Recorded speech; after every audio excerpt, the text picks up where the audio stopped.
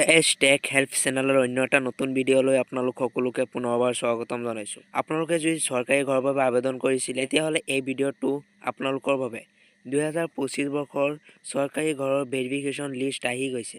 এই লিষ্টত নাম থাকিলে আপোনালোকে 2025 বৰ্ষৰ ভিতৰতে আপোনালোকে এটা চৰকাৰী ঘৰ পাবলৈ সক্ষম হ'ব। আৰু এই লিষ্টত আপোনাৰ নাম আহিছে নে নাই কেনেকৈ চাব, আপুনি ক'তো যাব নালাগে, পঞ্চায়তত যাব নালাগে বা কোনো কম্পিউটাৰ দোকানত যাব নালাগে। আপোনাৰ হাতত যেটো মোবাইল ফোন আছে সেই মোবাইল ফোনৰ জৰিয়তে আপোনালোকে আপোনাৰ নামটো আছে নে নাই জানিব পাৰিব। সেইকাৰণে ভিডিঅ'টো প্ৰথমৰ পৰা শেষলৈকে চাব। আৰু যদি আপোনালোকে এই চেনেলত প্ৰথমবাৰ আহিছে চেনেলটো ছাবস্ক্ৰাইব কৰি ৰাখিব, কাৰণ এনে ধৰণৰ নতুন নতুন ভিডিঅ' যাতে আপোনালোকে ৰেগুলাৰ পাই থাকে। এতিয়া এই লিষ্টখন চাবলৈ হ'লে আপোনালোকে প্ৰথমতে যিকোনো এটা ব্ৰাউজাৰত যাব লাগিব। ব্ৰাউজাৰত গৈ আপোনালোকে সাৰ্চ কৰিব লাগিব PMAYG বুলি আপোনালোকে সাৰ্চ কৰি দিব। সাৰ্চ কৰি দিয়াৰ পাছত চাওক প্ৰথম যেটো ৱেবসাইট আহিছে এই ৱেবসাইটটোত আপোনালোকে ক্লিক কৰিব লাগিব। ইয়াত আপোনালোকে এইটো ৱেবসাইটত আপোনালোকে ক্লিক কৰি দিব। ক্লিক কৰি দিয়াৰ পাছত চাওক এনেকুৱা ইন্টাৰফেস আহিছে। আপোনালোকৰ সুবিধাৰ্থে মই এই লিংকটো ডাইৰেক্টলি মই ভিডিঅ'ৰ ডেসক্ৰিপচন বক্সত দি ৰাখিম। তাত ক্লিক কৰি আপোনালোকে ডাইৰেক্টলি ইয়াতে আহিব পাৰিব। ইয়াত অহাৰ পাছত এটা বহুত কেইটা অপচন দিয়া আছে, ইয়াত আপোনালোকে এইটোত ক্লিক কৰিব লাগিব। ভিডিঅ'টো প্ৰথমৰ পৰা শেষলৈকে চাব, নহলে বুজি নাপায়। ইয়াত আৱাৰ্ছ অফ যেটো অপচন দিয়া আছে আৱাৰ্ছ অফ অপচনত ক্লিক কৰিব। ক্লিক কৰাৰ পাছত চাওক স্ক্ৰল ডাউন কৰিব। ইয়াত 5টা অপচন আহিছে। এতিয়া যেহেতু আমি লিষ্টখন চাম গতিকে ৰিপোৰ্ট অপচনত ক্লিক কৰিব লাগিব। আপোনালোকে ৰিপোৰ্ট অপচনত ক্লিক কৰি দিব। ৰিপোৰ্ট অপচনত ক্লিক কৰি দিয়াৰ পাছত চাওক আপোনালোকৰ ওচৰত এনেকুৱা ইন্টাৰফেস আহি যাব। চাওক এনেকুৱা ইন্টাৰফেস অহাৰ পাছত আপোনালোকে কি কৰিব, একেবাৰে স্ক্ৰল ডাউন কৰি একেবাৰে তলত আহিব। অহাৰ পাছত চাওক HUD ৰিপোৰ্ট ইয়াত যেটো দিয়া আছে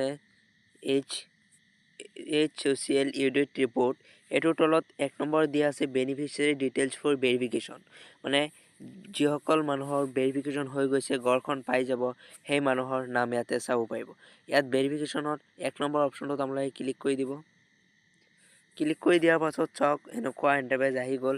এতিয়া আপোনালোকে কি কৰিব লাগিব, চাওক প্ৰথমত যেটো অপচন দিয়া আছে ইয়াত আপোনালোকে এইকিটা ফিল আপ কৰিব লাগিব। ইয়াত সিলেকশ্যন ফিল্টাৰ্ছ, তাৰ তলত অল ষ্টেট, ইয়াত আপোনালোকে ক্লিক কৰিব। ক্লিক কৰি আপোনাৰ ৰাজ্য কোনটো হয় সেইটো আপোনালোকে দি দিব।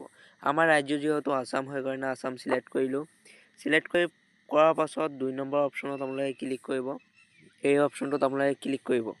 ইয়াত ক্লিক কৰি ইয়াত আপোনাৰ ডিস্ট্ৰিক্টৰ নামটো আপোনালোকে দি দিব। আপোনালোকৰ কোনটো ডিস্ট্ৰিক্ট হয় সেই ডিস্ট্ৰিক্টৰ নামটো আপোনালোকে দি দিব। দিয়াৰ পাছত 3 নম্বৰ অপচনত আপোনালোকে এই অপচনটোত আপোনালোকে ক্লিক কৰিব। এইটোত ক্লিক কৰিব। এইটোত ক্লিক কৰাৰ পাছত আপোনালোকৰ যেটো ব্লক হয় সেই ব্লকৰ নামটো আপোনালোকে ইয়াৰ পৰা দি দিব। দিয়াৰ পাছত 4 নম্বৰ অপচনত আপোনালোকে ক্লিক কৰিব। ইয়াত আপোনালোকে 4 নম্বৰ অপচন এটোত আপোনালোকে ক্লিক কৰিব। ইয়াত ক্লিক কৰি আপোনালোকৰ যেটো পঞ্চায়ত হয় সেই পঞ্চায়তৰ নামটো আপোনালোকে ইয়াৰ পৰা আপোনালোকে দি দিব। আপোনালোকৰ পঞ্চায়তৰ নাম দিয়াৰ পাছত চাওক আপোনালোকৰ তাৰ পাছৰ অপচন যেটো আছে হেতুত আপোনালোকে এটোত ক্লিক কৰিব, সিলেক্ট বুলি। এটোত ক্লিক কৰাৰ পাছত চাওক ইয়াত আপোনালোকে